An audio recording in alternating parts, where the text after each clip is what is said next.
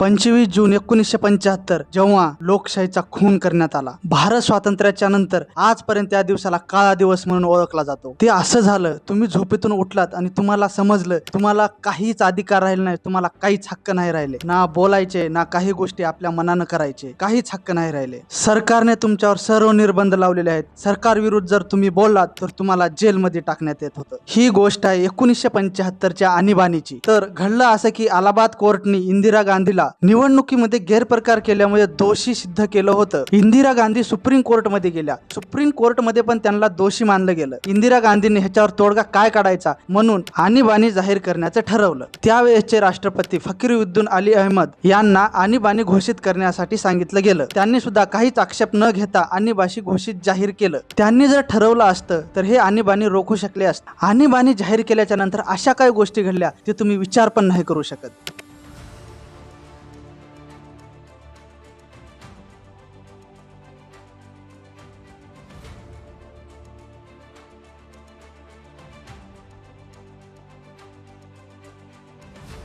हे ऐकून असं वाटतं की खरंच भारतामधल्या लोकशाहीला धोका निर्माण झाला होता। सर्वप्रथम लोकशाहीचा पाया असलेला वृत्तपत्रावर निर्बंध लावले, वृत्तपत्राच्या कारखान्याची वीज बंद केली। सरकारच्या विरोधात वृत्तपत्रामध्ये जर काही छापलं तर हे सगळं त्यांना भोगावं लागायचं। Indian express, the times of India सारख्या वृत्तपत्रांनी सुद्धा वृत्तपत्रांचे पाने कोरे सोडून विरोध दर्शवला। तसेच 70च्या दशकामध्ये भारताची फार लोकसंख्या वाढत चाललेली होती। बाहेरचे देश भारतावर दबाव देत होते की तुमच्या देशातली लोकसंख्या कमी करा। संजय गांधीला ह्याच्यावर तोडगा काढण्यासाठी एक चांगला चान्स सापडला। त्यांनी भारतातल्या लाखो पुरुषांची नसबंदी करण्याचं ठरवलं। उसे महीने की 2 नसबंदियां लानी पड़ेंगी।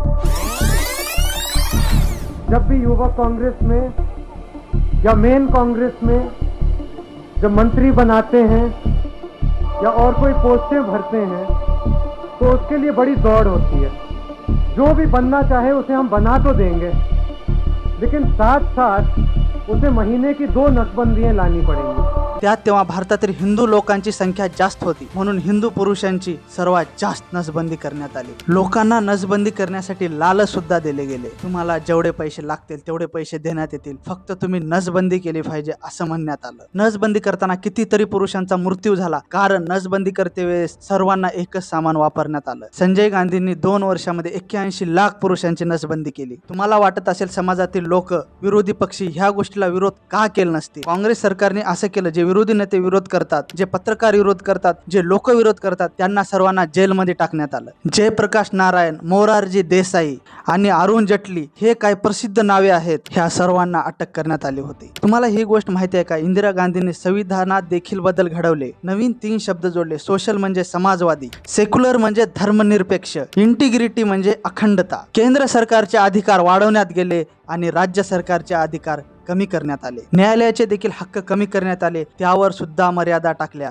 आणि एवढंच नाही तर संसदेला अधिक हक्क देण्यात आले। आणीबाणी संपल्याच्या नंतर संविधानातील बरेच हक्क कमी करण्यात आले, कारण ते एकतर्फी होते। 1975 काळ आणीबाणीचा हा काळ वादग्रस्त मानला जातो। 1975च्या आणीबाणीच्या नंतर हा एकच प्रश्न उभा राहतो, सत्ता जेव्हा संविधानापेक्षा मोठी होते तेव्हा खरंच लोकशाही जिवंत राहते का? लोकशाहीमध्ये प्रत्येक नागरिकाच्या स्वातंत्र्याचा व त्याच्या मताचा आदर झाला पाहिजे। 1975च्या आणीबाणीला 50 वर्ष पूर्ण झाले आहेत, तरी पण त्याच्यातून एक गोष्ट शिकण्यासारखी आहे, कारण इतिहास आपल्याला खूप काही शिकवतो व बऱ्याच चुका करण्यापासून आपल्याला थांबवतो। ह्याच्यावरून तुम्हाला समजलंच असेल काँग्रेसचा काळ कसा होता। जर तुम्हाला अशाच विषयावर माहिती पाहिजे असेल आणि हा व्हिडिओ आवडला असेल तर चॅनलला सबस्क्राईब करायला विसरू नका।